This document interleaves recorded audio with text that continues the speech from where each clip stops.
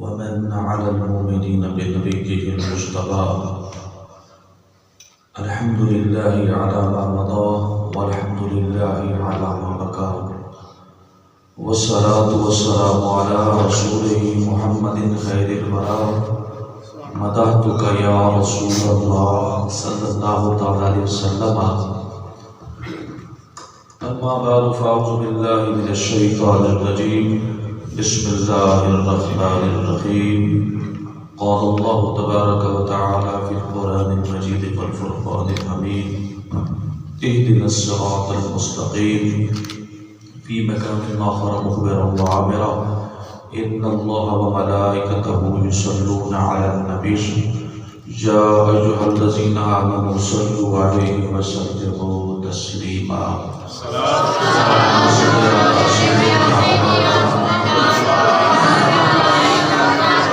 وعلى آل سيدنا محمد وبارك وسلم عليه. سقاني الحب كساد الكسار فكنت لخمرتي نهري تعالي. سعت ومشت لنهري في كؤوس فهمت بسكرتي بين الملالي. فقلت للسائر الأخطاب لقوا بحالي وادخلوا أنتم رجالي. إلى آخره. بازو کے پڑھیں الصلاة والسلام علیکم یا رسول اللہ وعلى آلك وصحبك يا حبيب الله وعلى آلك وصحبك يا سيدي يا رسول الله وعلى آلك وصحبك يا رسول الله. رسول اللہ صلی اللہ تعالی علیہ وسلم کی شان اقدس میں علامہ عبدالرحمن جامی رحمہ اللہ نے ایک بہت خوبصورت سا کلام لکھا ہے. ان کے دو شعر آپ حضرات کی نظر کیا فرماتے ہیں: یا رسول ہاشمی قربان نامت جانے من. یا رسول ہاشمی قربان نامت جانے من. جانے من جانان من بجملہ فرزندان من. یا رسول ہاشمی قربان نامت جانے من. جانے من جانان من بجملہ فرزندان من. حضرت یعقوب بھی گویت فدایت یا رسول. حضرت یعقوب بھی گویت فدایت یا رسول. دیدہ من یوسف من مصر من کنعان من. یا رسول ہاشمی قربان نامت جانے من.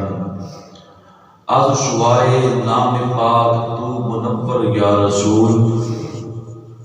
از شوائے نام پاک تو منور یا رسول. دیدہ من سینہ من قلب من قربان من. یا رسول ہاشمی قربان نامت جانے من. اور پیر مرشد سید ضیاءالدین شاہ قرنی رحمہ اللہ نے لکھا ہے کہ چاند تارے ہی کیا دیکھتے رہ گئے، ان کو ارض و سما دیکھتے رہ گئے. چاند تارے ہی کیا دیکھتے رہ گئے، ان کو ارض و سما دیکھتے رہ گئے.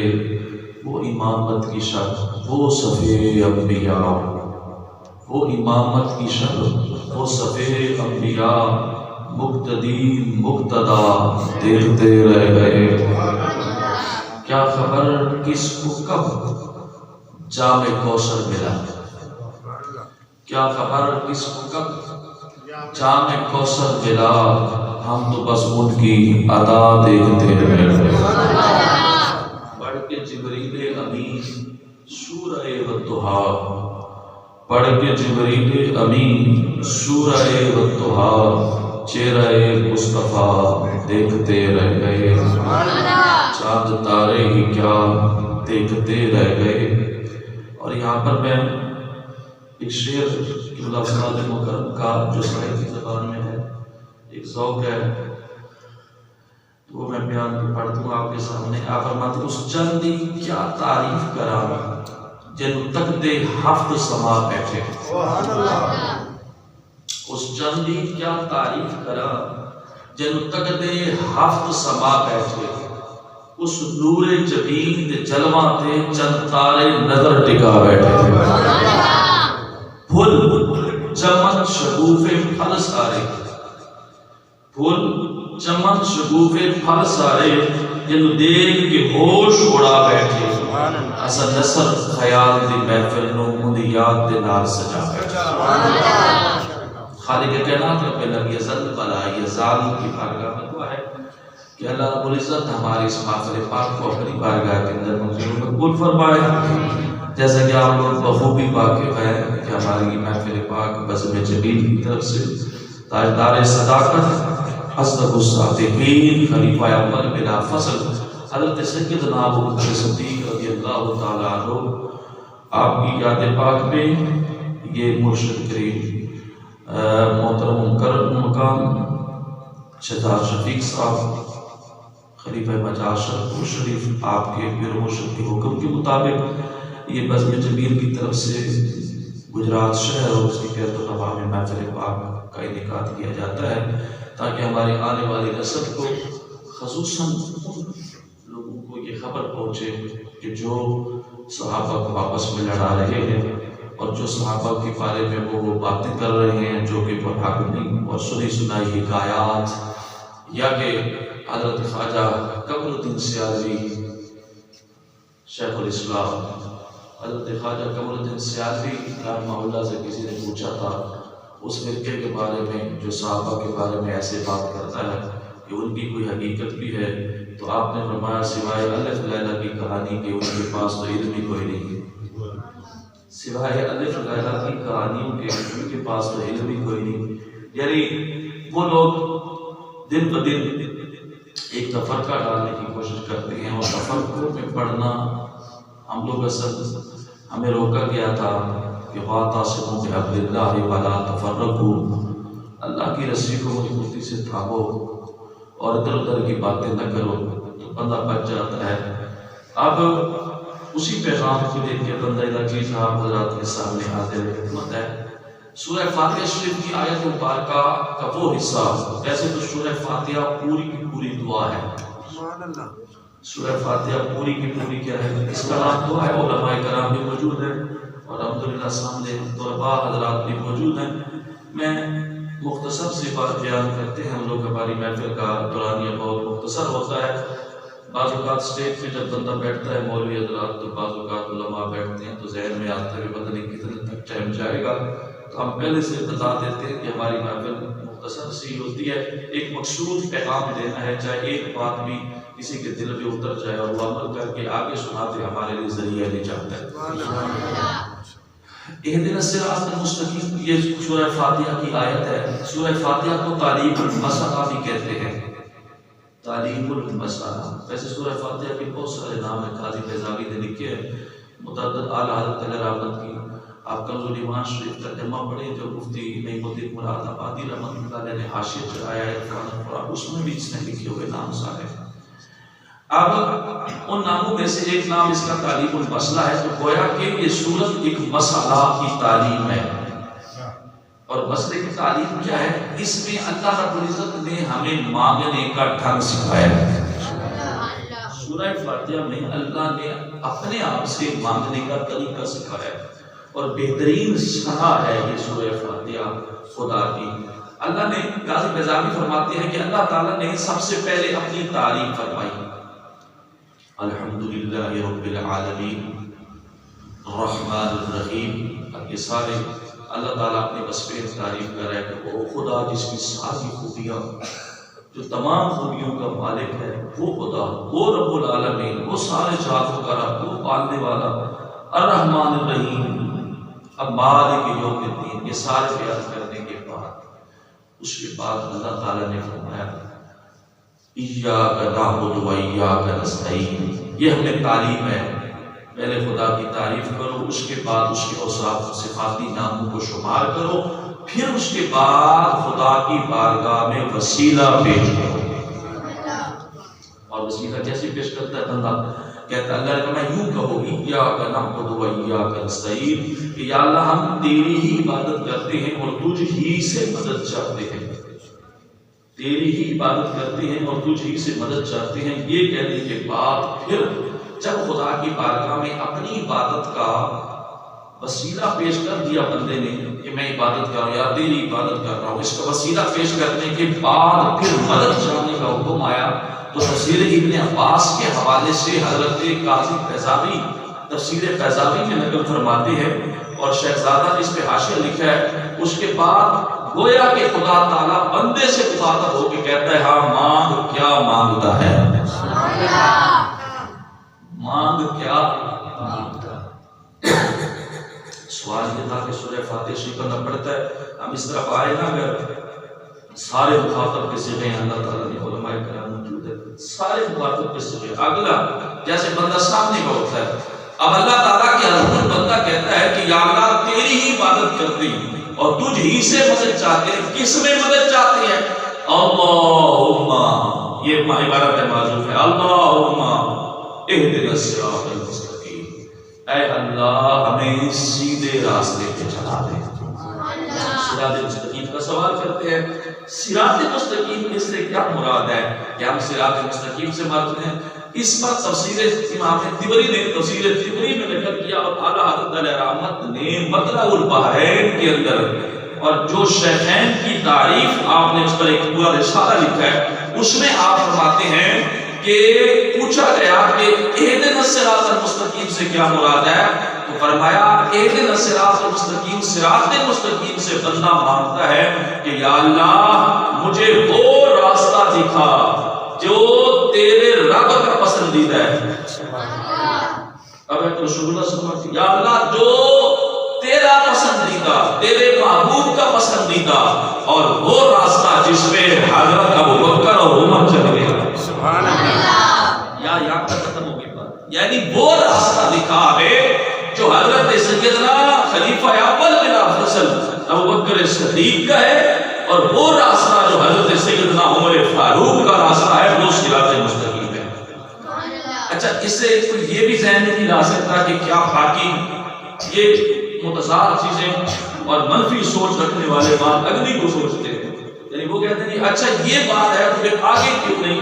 ہمیشہ یاد رکھو، ایک کہتا ہے علم بیان کا اور علم معانی کا ایک کہتا ہے، مسلم کہتا ہے، اور منطقی حضرات مقولات کے اندر بھی یہ کہتا ذکر کرتے ہیں کہ ایک شے کی فضیلت سے دوسرے شے کی نفی نہیں ہوتی، نہیں سمجھے؟ ایک چیز کی کسی کی فضیلت بیان کرو تو دوسرے کی نفی نہیں ہوتی، کس کو مثبت اور کس کو منفی کہنا ہے، اور کسی کو ثابت کرنے سے کسی کی نفی نہیں ہوتی، اسی طرح کسی کی نفی کرنے سے کوئی مثبت نہیں ہوتا۔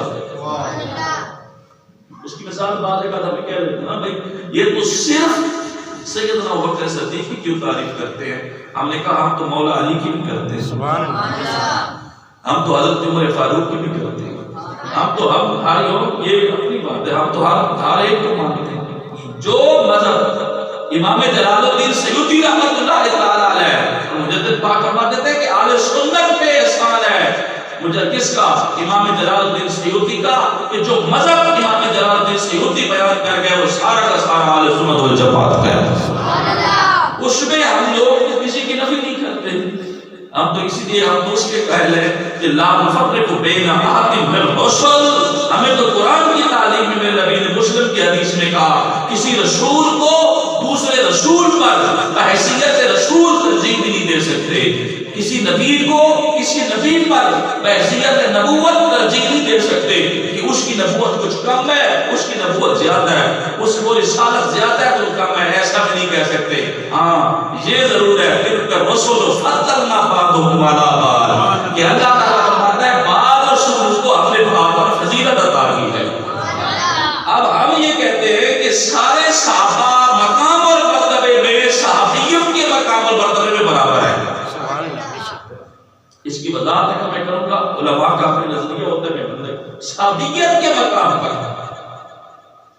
جو اللہ تبارک و تعالیٰ نے ان کو مقام دیا، لیکن پھر درجہ فضیلت یہ تھا کہ سابقین کا درجہ سب سے زیادہ ہے، مہاجرین کا درجہ اس سے زیادہ ہے، پھر انصار کا درجہ اس سے زیادہ، اب یہ درجے آ رہے ہیں اور درجہ کا درجہ صحابہ کی فضیلت۔ اب سنیے گا، علی بھی فضیلت والے، عثمان بھی فضیلت والے، عمر بھی فضیلت والے، اور ابوبکر تو ہے ہی فضیلت والے۔ اب اللہ میں نے کہا لفظ ہے کیوں کہا؟ اسی لیے کہ پیچھے سے میں ترتیب لے کے آیا، ادھر سے نہیں چلائی کہ ابو بکر ہی فضیلت والے، کیونکہ وہ تینوں یہ کہتے ہیں کہ سب سے فضیلت والے ابو بکر صدیق ہیں۔ ہم تو انہیں کی کہتے ہیں جو کہتے ہیں کہ تینوں کی فضیلت، اب کیسے فضیلت ہے سنیے گا۔ حدیث پاک کے الفاظ ہیں، اللہ کے نبی علیہ السلام، یہ اس کے حضرت مولا علی کا ایک قول نقل کرتے ہیں جو روایت میں بیان کیا گیا، اور اکثر ہم بیان کرتے ہیں۔ کسی نے پوچھا علی تم حضرت ابو بکر صدیق پر راضی ہو کہ وہ خلیفہ ہے؟ یہ روایت سنو کہ کیا آپ راضی ہیں کہ حضرت ابو بکر صدیق خلیفہ بن جائے؟ آپ نے بڑا پیارا جواب دیا، فرمایا ہاں اسی لیے راضی ہوں کہ میرا رسول راضی ہے۔ نہیں سنے، یعنی کیوں راضی ہوئے آپ؟ میں من راضی ہوں رسول اللہ صلی اللہ علیہ وسلم لے دیننا افلا، ہم کیوں نہ راضی ہیں؟ اب میں کہ اس کے بعد کہ میرا رسول جس کے لیے ہمارے دین کے لیے راضی، اس دین سے مراد یاد رکھیے گا، علماء کرام میں موجود ہے، سنیے گا، علماء سے پوچھئے تصدیق کرائیے گا، یہاں لفظ دین کا سے مولا علی سے مراد امامت ہے۔ فرمایا میرے نبی علیہ السلام نے اپنے مسلح پر جب حضرت ابوبکر صدیق کو کھڑا کر دیا اور ان کو امام بنا دیا، تو ہم لوگ جب ہمارے لیے ہمارا نبی امام بنانے پر راضی ہو گیا تو کیوں نہ ہم لوگ خلافت میں راضی ہو جائیں؟ ہمیں کیا پڑ گیا کہ ہم خلافت میں؟ اچھا آپ بھی سنیے امامت کی شرائط کیا ہوتی ہے کہ دور حاضر کے اندر تو ہم لوگ تو اللہ معاف کرے امامت کی اس صفت کو یا اس مسئلے کو یا امامت کو بہت ہلکا سمجھا جاتا ہے، حالانکہ یہ بہت بڑے مقام اور مرتبے والی چیز ہے۔ امام مامون کے بارے میں وہ پیشوا کو کہتے ہیں جس کو آگے کیا جاتا ہے۔ امام ہوتا کون ہے؟ امام بنایا کس کو جاتا ہے؟ سنیے گا، روایت میں امام وہ ہوگا جو سب سے پہلے اقرأ بالقرآن، جو قرآن کو سب سے زیادہ بہترین پڑھنے والا ہوگا۔ یہ پہلی بات ہے، یعنی امامت کی مسلح پہ وہی کھڑا ہوگا جو سب سے زیادہ قرآن پڑھنے والا ہوگا، بہترین قرآن کو پڑھنے والا ہوگا۔ تو میرے نبی علیہ السلام نے سارے صحابہ میں سے کس کو چنا؟ سبحان اللہ، نہیں سمجھ آئی؟ امامت پہ اللہ کے نبی نے، یہاں تک کہ میرے نبی علیہ السلام جب حضرت سیدنا بلال کا طریقہ کار تھا، اذان دینے کے بعد رسول اللہ کے دروازے پہ آگے کہتے تھے یا رسول اللہ تشریف لائیے گا، جماعت کا وقت ہو گیا ہے۔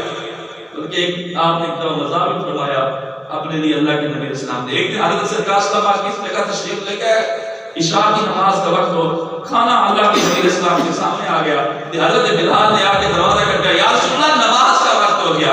اور میں بلال کھانے تو کھانے دے، پہلے کھانا تو کھانے دے، ابھی نماز کا وقت ہو گیا۔ انہوں نے کہا یا رسول اللہ نماز کا وقت ہو گیا، یعنی آپ نے فرمایا بلال ایسا ہے کہ اس وقت تک ہمیں نہیں چھوڑے گا جب تک ہم نماز کو نہیں جائیں گے۔ یہ بات آپ نے ذکر فرمائی۔ پھر آپ نے وہ جگہ، یہ بالکل روایت کے اندر موجود ہے، اور وضو کے باب کے اندر آپ کو بلکہ صاحب ہدایت کی اس روایت کو نقل کیا، تخریج کے اندر یہ حدیث پاک موجود ہے کہ وضو کے باب کے گوشت کھانے سے آیا وضو ٹوٹتا ہے یا نہیں، اس پر یہ علماء حدیث پاک لائے ہیں۔ یہ والی حدیث جو ابھی سنا رہا ہوں، سرکار صلی اللہ علیہ وسلم نے وہ ران پکڑی ہوئی تھی بکرے کی، آپ نے تناول فرمایا اور اس سے بلال نے کہا یا رسول اللہ چلیے عشاء کی نماز کا وقت ہو گیا، اور میں بلال کھانا کھانے دو۔ پھر بلال نے کہا یا رسول اللہ وقت آ گیا نماز کا۔ آپ نے فرمایا چلو بلال نہیں چھوڑے گا جب تک بلال اذان ہو۔ آپ نے گوشت ادھر رکھ دیا، آپ تشریف لے گئے، آپ نے وضو نہیں فرمایا۔ یہ دلیل ہے کہ گوشت کھانے سے وضو نہیں ٹوٹتا، اس پر علماء نے حدیث لائی ہے، یعنی کہ آپ نے نماز پڑھائی، نماز پڑھانے کے بعد دوبارہ تشریف لائے تو وہی والا حصہ جو آپ کا پڑا ہوا تھا اسی کو پھر آپ نے تناول فرمایا۔ سبحان اللہ۔ یہ اور اس جگہ پہ پھر یہ تھا کہ آگ میں پکی ہوئی شے سے وضو نہیں ٹوٹتا، اس پر بھی امام بخاری یہ حدیث لائے ہیں۔ سمجھ آ گیا؟ بات چل رہی تھی کہ حضرت بلال آ گئے، اذان کا اب سرکار صلی اللہ علیہ وسلم کا وہ وقت ہے، آپ کو بخار ہے جیسے بخار شریف کے اندر ہے، اور آپ وصال کے قریب الوقت ہے، تو ایک دفعہ کہا یا رسول اللہ نماز کا وقت ہے، آپ فرمایا جاؤ ابو بکر کدھر ہے اور حضرت ابو بکر کو کہو کہ وہ نماز پڑھائیں۔ اب کہنے والوں میں سے یہ روایت دو طرح کی ہے، ایک ہے کہ بعض ازواج مطہرات میں سے کسی نے کہا اور ایک میں خود سیدہ طیبہ حضرت عائشہ صدیقہ نے کہا. حدیث میں 2 لفظ ہیں. بعض ازواج میں سے یا سیدہ عائشہ نے کہا یا رسول اللہ میرے والد کو آپ جانتے تو ہیں بڑا نرم دل ہے وہ. میرے والد کے بارے میں آپ کو تو پتہ ہے کہ ان کا کتنا نرم دل ہے. اب نرمی دل امامت میں کیا ہوئی؟ یہ کیوں کہا گئی یا رسول اللہ جب وہ کھڑے ہوں گے اور آپ کو مصلی پہ نہیں پائیں گے تو وہ نماز نہیں پڑھا پائیں گے. نرمی دل یہ تھا کہ یا رسول اللہ آپ وہ نماز کیسے پائیں گے، وہ آپ کو مصلی پہ نہیں پائیں گے. تو آپ فرمایا ابو بکر کدھر ہے؟ ابو بکر کو کہو کہ نماز پڑھائے. جب دوسری تیسری بار ہوئی سرکار فرماتے ہیں جس اللہ راضی ہے تم کیوں نہیں ابو بکر کو آگے بھیجتے؟ حدیث کا مفہوم معنی بیان کیا میں نے، یعنی کہ جس کے مصلی پہ کھڑے ہونے پہ خدا راضی ہے. اور وما ينطق عن الهوى کی آیت اس بات کی دلیل ہے کہ میرے نبی علیہ السلام احکامی مسئلے سارے نا احکامی مسئلے جب بھی بیان کرتے ہیں اس وقت تک نہیں بیان کرتے جب تک خدا کی طرف سے وحی نازل نہیں آتی. اب گویا کہ کہہ سکتے ہو اس دلالت کہ میرے نبی علیہ السلام نے اللہ کے حکم سے ابو بکر صدیق کو مصلی پہ کھڑا کر دیا. دوسرے نمبر پر شرائط تو ہمیں تو یہ بیان کی گئی تھی مصلی پہ وہ کھڑا ہو جو سب سے زیادہ اچھا قرآن پڑھ سکتا ہو. یہ تجوید کے ساتھ تو معلوم ہوا سارے صحابہ سے بہترین قرآن کون پڑھ سکتے تھے؟ اس دلالت مسئلہ ہے، ورنہ تو مسئلہ نہیں تھا. دوسرے نمبر پر امامت کی شرط ہے اگر قرآن ممکن ہے سارے صحیح پڑھ سکتے ہو. پھر ایسی جگہ اکٹھے ہو گئے جہاں پر امام سارے ایسے لوگ اکٹھے ہو گئے جو سارے قرآن اچھا پڑھ سکتے ہو، پھر کیا حکم ہے؟ فرمایا پھر عالم بالسنہ، جو علم زیادہ رکھتا ہوگا وہ نماز کی مکمل احکام کا، یہ علماء نے بیان کیا، ورنہ عالم دین کا اقرا سے بھی پہلے حق ہے. یعنی اقرا یعنی قاری سے بھی زیادہ حق عالم دین کا مصلی پہ کھڑا ہوگا. اس پر اگر کہو تو اس کا مطلب یہ نکلا کہ حضرت ابوبکر صدیق سارے صحابہ سے زیادہ جاننے والے تھے. اگر سارے عالم سننا تھے پھر دیکھا جاتا ہے کہ سارے برابر ہوں. یہاں علماء نے دوسری شرط یہ بیان کیا پھر دیکھا جائے گا جس کی عمر زیادہ ہو. اس کا مطلب یہ نکلا اچھا عمر سے مراد بوڑھا شخص ہوتا ہے تو اس کا مطلب ہرگز یہ نہیں بوڑھے اس سے بھی زیادہ ہوں گے، لیکن عالم بھی سننا بھی ہو اقرا بھی ہو. اور اسنوں کا حکم بھی ہے جو سب سے زیادہ عمر میں ہو وہ ابو بکر صدیق آ گیا ہے. ممکن ہے کہ عمر میں بھی سارے برابر ہو، بوڑھے نہ ہو، جوان ہو لیکن عمر میں سب برابر ہو، پھر کون کھڑا ہوگا؟ فرمایا جو سب سے زیادہ تقوی والا ہوگا. بعض علماء نے اسنوں کی شرط پر اتقا کو پہلے رکھا ہے اور اسنوں کو بعد میں رکھا ہے. عمر کی تقاضے کو بعد میں رکھا اور تقوی والے کو پہلے رکھا. ہم نے کہا جو بھی رکھ لیا جائے ابو بکر صدیق میں یہ وصف بھی سب سے عظیم پائی جاتی ہے، سب سے زیادہ پائی جاتی ہے. تقوی بھی آپ کا سب سے زیادہ ہے، اگر نہیں تو سب سارے صحابہ تقوی میں ہیں. اسی لیے الاتقا کا مصداق قرآن کی اس آیت کے الاتقا کا مصداق صحیح اور تمام مفسرین کے نزدیک سیدنا ابو بکر صدیق رضی اللہ عنہ. اور یہ حضرت علی المرتضیٰ شیخ خدا رضی اللہ تعالیٰ عنہ کی روایت کے مطابق بھی جو میں آگے سنا رہا ہوں اس کی بات سناؤں گا. آپ یہ بتائیں کہ آپ کے نزدیک بھی سب سے زیادہ کون پرہیزگار ہے؟ ابو بکر صدیق. اچھا ایک اور بھی شرط ہے اور اس وقت کہ جو سب سے پہلے مسلمان ہوا ہو. ہمارے ہاں الحمدللہ ہم سب نے مسلمانوں کی گھروں میں آنکھیں کھولی ہیں، یہاں تو وہ شرط ہے کیونکہ ہم لوگ سارے مسلمان ہی ہیں. لیکن اس دور کے اندر سب سے پہلے یہ بھی دیکھا جاتا تھا کہ اسلام لانے میں سبقت کون کر گیا. تو وہ آپ بتائیں اسلام سب سے پہلے کون لائے؟ سیدنا ابوبکر صدیق. اب مصلی پہ کھڑے ہونے کا حق کس کو حاصل تھا؟ اور رسول اللہ کی سند لگ گئی، مہر لگ گئی کہ مصلی پہ کھڑے ہونے کا حق کس کا ہو گئے. اسی کو تاجدار گوڑا نے بھی دلیل پکڑ کے فرمایا تھا کہ علی المرتضیٰ کی اس قول کے مطابق خلافت کا پہلا حق ابوبکر صدیق کا تھا. اس کا تھا ابوبکر سیدنا ابوبکر صدیق رضی اللہ تعالیٰ پر ہے.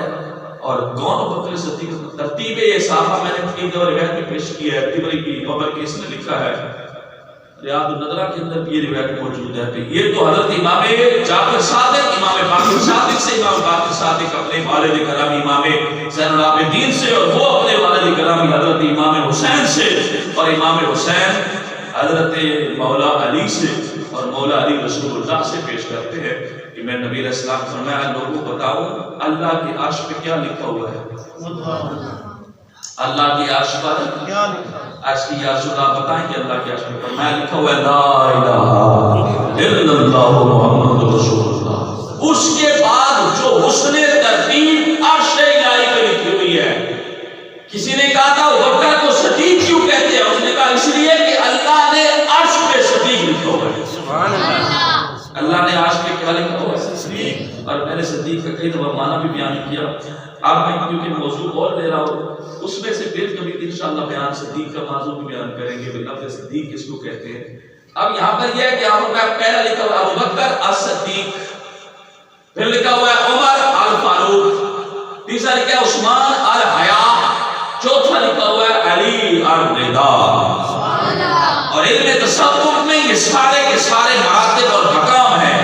تو اللہ تعالیٰ کے حضور جس طرح رسول اللہ کے لیے لکھا ہوا ہے کہ محمد رسول اللہ، آج والے آپ کے سارے خلفاء کا اسی ترتیب کے ساتھ نام لکھا ہوا ہے. آج جارے گوڑا سیدنا پیر میرے علی شاہ صاحب رحمۃ اللہ علیہ نے کسی سے مناظرہ جیتا ہے اس بات پہ.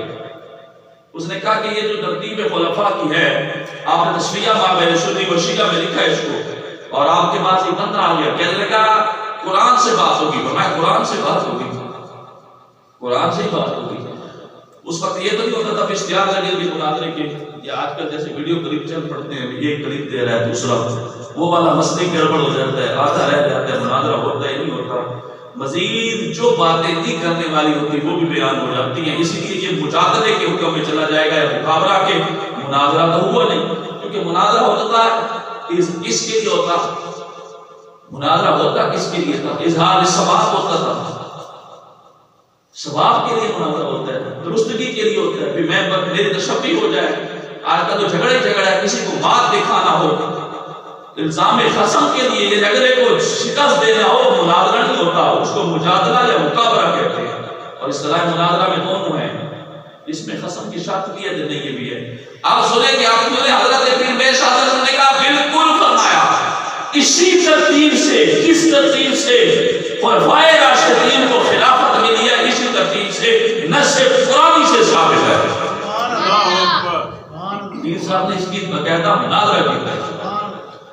کون حضرت سیدنا ابوبکر صدیق رضی اللہ عنہ؟ وہ ابوبکر جن کے بارے میں حدیث پاک میں سناتا ہوں، سرکار نے فرمایا ایک دن حضرت غرابی کہتے ہیں سرکار فرما کے سامنے طوبہ درخت کا ذکر ہو رہا تھا. طوبہ، اچھا طوبہ درخت کا حدیث پاک میں متعدد جگہوں پہ ہوا ہے.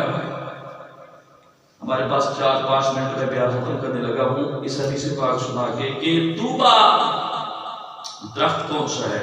بعض نے لکھا ہے کہ طوبہ درخت اتنا وسیع درخت ہے، وہ جنت کے اندر درخت ہے، اتنا وسیع ہے کہ خود اللہ کے نبی علیہ السلام نے فرمایا اس کی جو سایہ ہے نا، سایہ ہے اس درخت کی وسعت کو، اس کو سوائے اللہ کے کوئی نہیں جانتا. اب آپ بتائیں کہ طوبہ کتنا بڑا درخت ہے. ایک دوسرے نمبر پر ایک حدیث پاک میں آتا ہے کہ جو چھوٹے بچے نہیں فوت ہو جاتے، مسلمانوں کے چھوٹے بچے فوت ہو جاتے ہیں، ایک طوبہ درخت کے پتوں سے دودھ آتا ہے. طوبہ درخت کے پتوں سے دودھ آتا ہے. اور حضرت سیدنا ابراہیم علیہ السلام کی یہ ڈیوٹی ہے کہ چھوٹا بچہ جو بھی فوت ہو جائے وہ حضرت ابراہیم کی کفالت میں چلا جاتا ہے. سبحان اللہ. حضرت ابراہیم ان کو انہی پتوں سے دودھ پلاتے ہیں. چھوٹے بچے جو معصوم فوت ہو جاتے ہیں دودھ پیتے بچے مسلمانوں کے. اور اب رہ گیا مشرکین یا کافر کی نئی بات ہے کہ وہ کدھر ہے اور کیسے ہے. لیکن اب جو مسلمانوں کے بچے ہیں وہ اس کو دودھ پلانے اور ان کی کفالت اس طوبہ درخت کے پتوں سے کی جاتی ہے. اچھا یہاں بھی ایک اور بھی حدیث سناتا جاؤں سوائے کی بولکا کے اندر جو روایت ہے نا کہ حضرت سیدنا امام حسین رضی اللہ تعالیٰ عنہ کی پیدائش پر جو خوشی کے لیے درخت لگایا گیا تھا وہ بھی لفظ طوبہ سے شمار کیا جاتا ہے. عربی میں طوبہ درخت کو بھی کہا جاتا ہے. جاتا ہے، خوشی کو کہا جاتا ہے، طوبیٰ خوشی کو کہا جاتا ہے۔ لیکن وہ درخت جس کا آپ ہم ذکر کر رہے ہیں، یہ حدیث پاک کے الفاظ ہیں، اللہ کے نبی علیہ السلام فرمایا طوبیٰ کا ذکر ہوا، طوبیٰ کتنا بڑا ہے، اتنا بڑا ہے۔ فرمایا طوبیٰ درخت کے اوپر ایک پرندہ ہے، وہ جس طرح انسان کو مقدر ہوتا ہے بخت، جیسے کہ بڑا بخت اچھا بخت ہے، اس بخت کا ایک پرندہ ہوتا ہے اس درخت کے اوپر۔ حضرت سیدنا ابوبکر صدیق نے عرض کی یا رسول اللہ یہ پرندہ پھر تو نعمت ہو گیا کہ طوبیٰ درخت کے اوپر بیٹھتا ہے جنت میں۔ آپ فرمایا بالکل وہ نعمت ہے، اور اللہ تعالیٰ جنتیوں کو وہ نعمت عطا کرے گا۔ جنتیوں کو کیا عطا کرے گا؟ جنتیوں کو کیا عطا کرے گا؟ اس لفظ کو لے جنتیوں کو کیا عطا کرے گا؟ وہ خاص نعمت جو طوبیٰ درخت کے اوپر ایک پرندے کی شکل میں اللہ تعالیٰ عطا کرے گا۔ آپ نے وہ ارادہ تو تھا یا رسول اللہ کیا وہ نعمت مجھے بھی ملے گی؟ آپ کے ارادے کو رسول اللہ جانچ گئے، اور میں ابو بکر تو بھی وہ پرندہ کھائے گا۔ اب جس کو میرا نبی جنت کی نعمتوں کا حقدار کہہ رہا ہے، آج لوگ اس کو کہتے ہیں وہ جنتی ہے کہ کوئی عقل کی بات ہے کہ جس کے بارے میں میرے نبی علیہ السلام کہہ رہے ہیں کہ جنت کی نعمتوں میں سے، اور دوسری روایت کے اندر کہتا ہے یہ لفظ ہے، اور میں یہ اللہ تعالیٰ یہ نعمت جنت میں خاص قسم کی ان لوگوں کو عطا کرے گا جن پہ اپنا خاص انعام ہوگا، جو ہم لوگ اہدنا الصراط کی صورت میں مانگتے ہیں، اور ہم کہتے ہیں یا اللہ ہمیں سیدھا راستہ دکھا، اور قرآن نے آگے اس کی وضاحت کر دی کون سا سیدھا راستہ؟ یا اللہ منعم علیہم کا راستہ، یعنی ان لوگوں کا راستہ جن پر تیرا انعام ہوا، ان لوگوں کا راستہ، اور ان میں کون شامل ہے؟ ان میں حضرت سیدنا ابوبکر صدیق بھی شامل ہے، اور سیدنا ابوبکر صدیق خاص نعمتوں کے حقدار اور آپ ہیں۔ اللہ تبارک تعالیٰ تاجدار صداقت کے صدقے ہماری اس محفل پاک کو بھی قبول و منظور فرمائے۔ آخر دعوانا الحمدللہ۔ جب تک خالی صاحب شامل محفل ہیں، میں محفل کا باقاعدہ آغاز کرنے کے لیے جامعہ حضرت کے طالب علم محمد طاہر سے گزارش کروں گا کہ وہ قرآن مجید کی تلاوت کے لیے تشریف لائیں۔ جناب محمد طاہر۔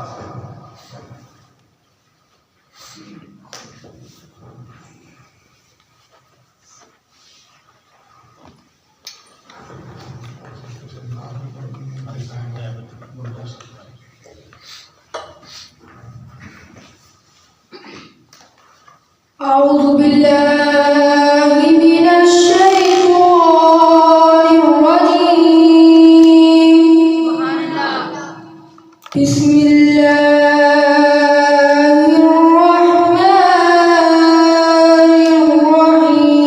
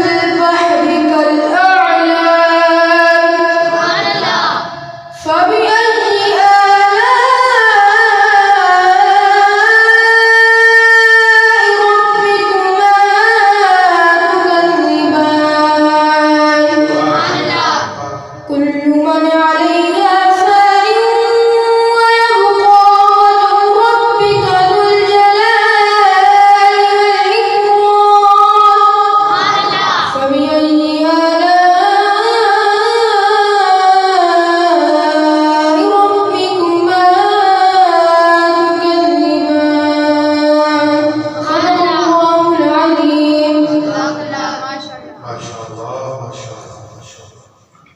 وہ پنجابی کی کہاوت ہے ان لوگوں کے لیے کہ جو جانچ پڑتال میں رہتے ہیں کہ دیگ کا ایک ہی دانہ چک لو کہ دیگ کے بدلے کا پتہ چل گیا.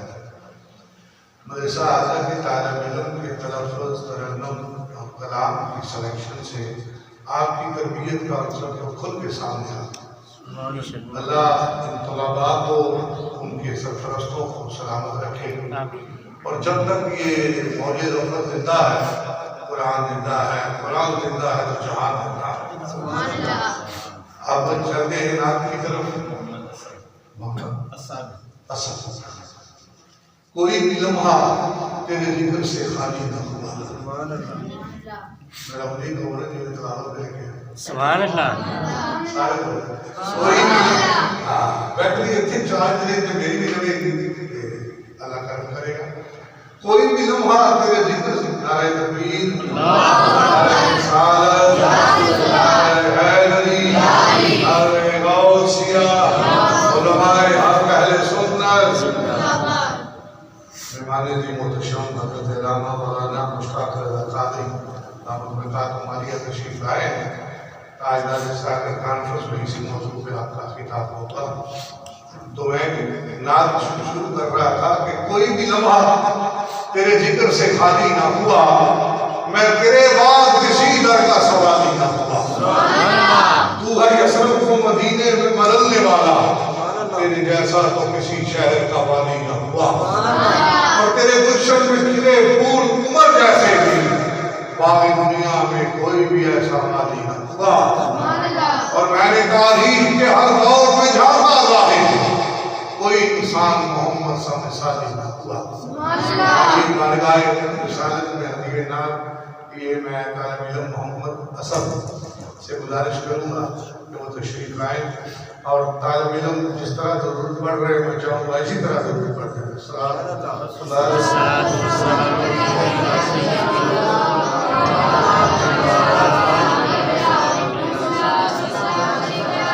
صلوات علیکہ یا رسول اللہ وسلم علیکہ یا حبیب اللہ صلی اللہ علیکہ یا رسول اللہ وسلم علیکہ یا حبیب اللہ. سب سے اولا ہمارا نبی، سب سے اولا ہمارا نبی، دونوں عالم کا دولا ہمارا نبی، اپنے مولا کا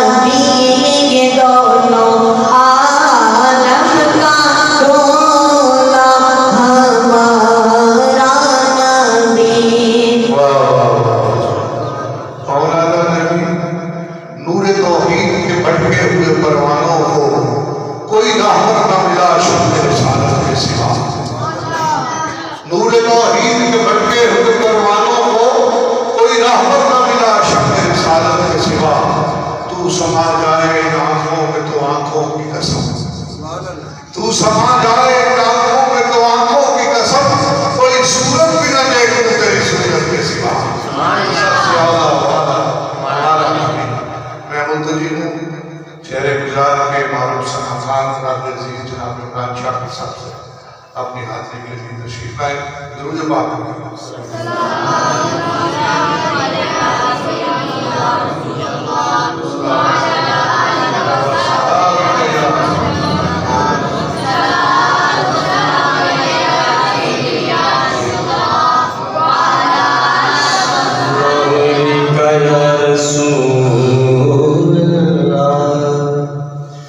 وسلم علیک یا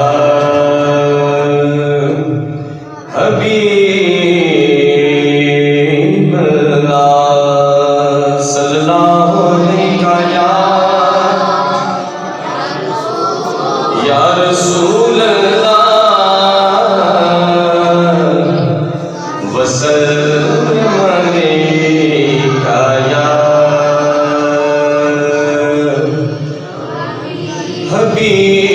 حبیب اللہ سراپا خطا ہوں نگاہ کرم ہو میں سب سے برا ہوں نگاہ کرم ہو. سبحان اللہ. میری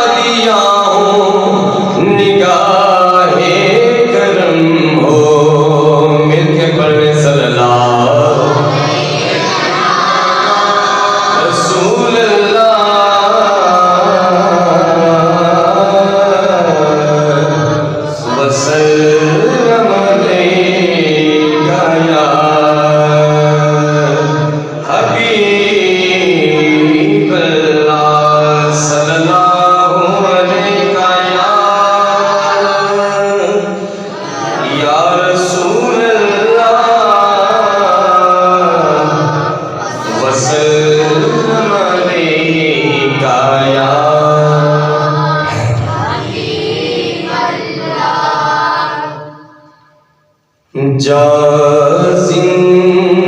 زندگی مدینے سے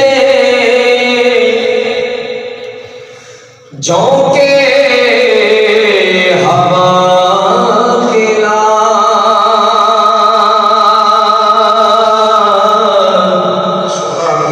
جا زندگی مدینے سے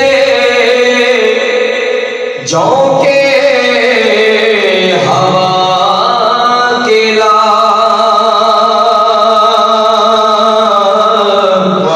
شاید حضور ہم سے خفا ہے منا کھلا جا زندگی مدینے سے جھونکے ہوا کھلا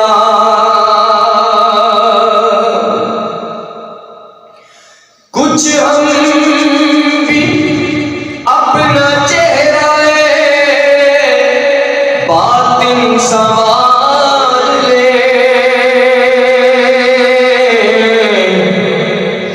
کچھ ہم بھی اپنا چہرہ باطن سنوار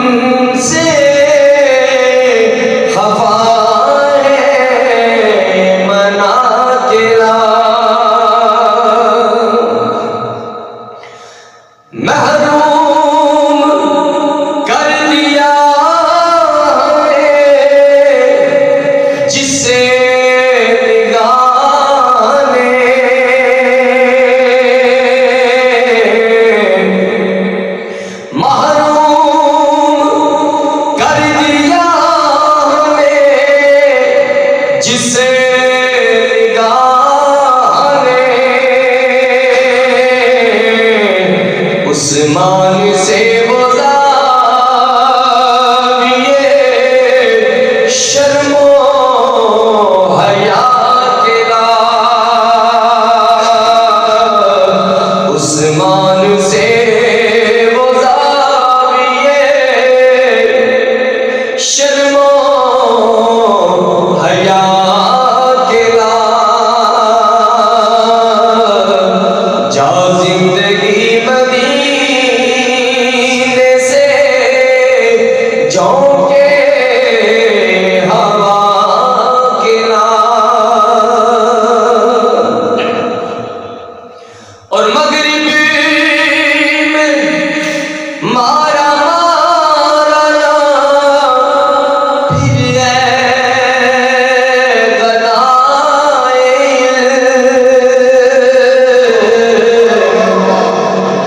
مغرب میں مارا مارا پھر گدائے،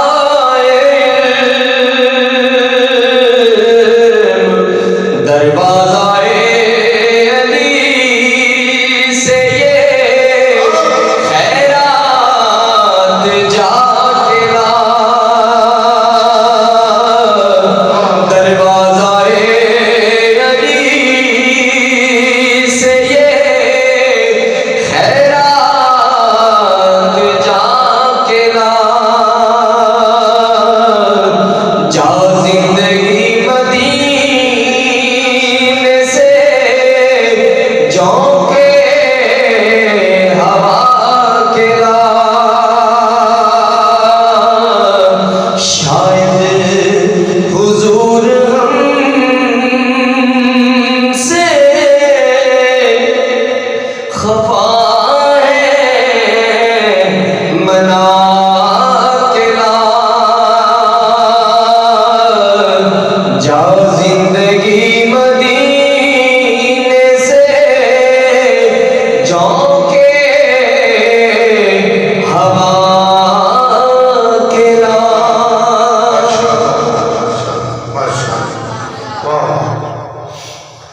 اصل بات یہ ہے کہ جب پہلا اوپننگ بیٹسمین اچھا ہو جو اعلیٰ حضرت سے کلام کے اس محفل کا آغاز ہوگا تو یوں سمجھے کہ ادھر اعلیٰ حضرت کی محفل نہ ختم ہوئی ادھر روحانیت کے اپنے حساب میں دیں گے۔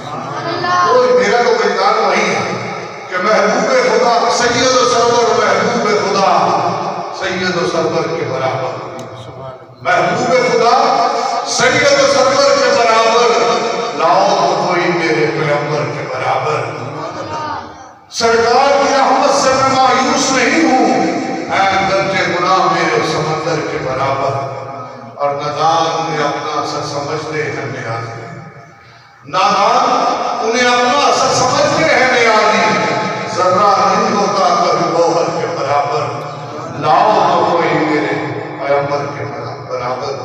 میں مدعی ہوں اپنے برادر عزیز نعت خان، نعت کو شاعر عزت مآب جناب محمد شفیع ہجوہ صاحب سے تشریف لائے اور اپنے انداز میں بارگاہ رسالت اور بارگاہ تراجدار صداقت اپنی حاضر پیش کریں۔ درود پاک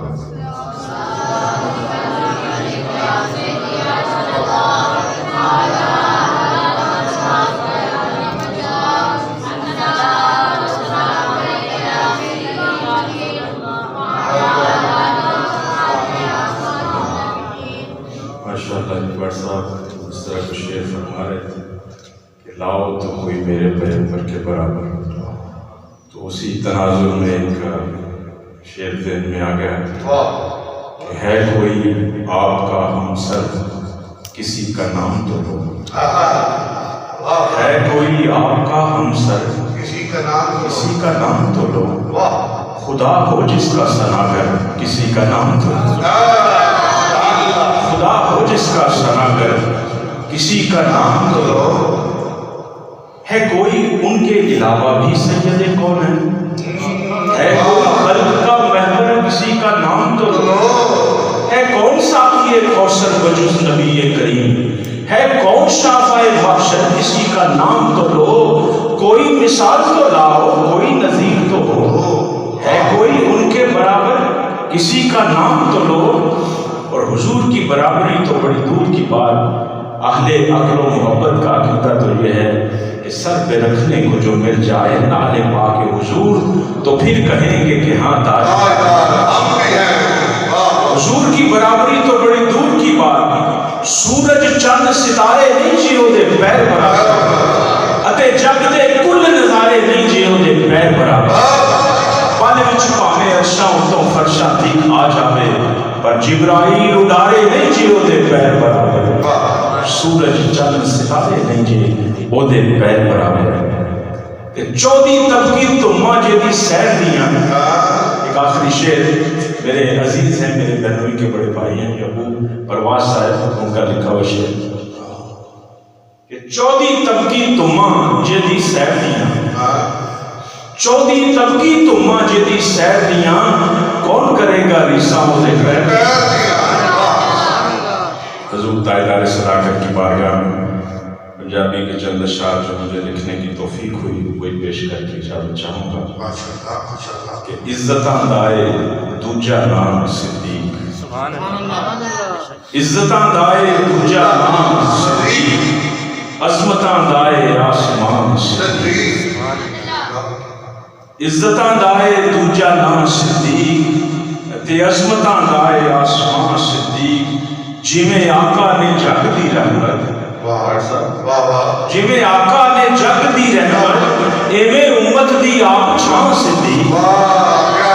جویں آقا نے جگ دی رحمت، ایویں امت دی آپ چھاں صدیق۔ اوہو مومن تے امتیوں نے، اوہو مومن تے امتیوں نے، تیری بیٹی جنہ دی ماں صدیق۔ اوہو مومن تے امتیوں نے، تیری بیٹی جنہ دی ماں صدیق۔ اور عشق ہاتھ بن کے ایہو کہندا ہے، عشق ہاتھ بن کے ایہو کہندا ہے، کون پہنچے گا تیری تھاں صدیق۔ عشق ہاتھ بن کے ایہو کہندا ہے، کون پہنچے گا تیری تھاں صدیق۔ مال اولاد جان سب واری، مال اولاد جان سب واری، کیتا سرکار دے تساں صدیق، کیتا سرکار دے تساں صدیق۔ اور آل و اصحاب دے دلاں دا قرار، آل و اصحاب دے دلاں دا قرار، محفل مصطفیٰ دی جان صدیق۔ اور پھر نسبت دا تاج سجدہ ہے، پھر نسبت دا تاج سجدہ ہے، دل نو پہلے بنا لواں صدیق۔ پھر نسبت دا تاج سجدہ ہے، دل نو پہلے بنا لواں صدیق۔ خالی چولی تے شرمسار شکیل، خالی چولی تے شرمسار شکیل، آپ نو پیش کی کراں صدیق۔ عظمتاں دائے آسمان صدیق، عزتاں دائے دوجا نام صدیق۔ تلاوت سے دیکھ لینا تھا، بڑا سرور بڑی اہمیت والے محفل چل رہی ہے، اور یہ کریڈٹ سارا تو اللہ کو جاتا ہے کہ جس طرح سے جنہوں نے نماز کے بعد سے بلند آواز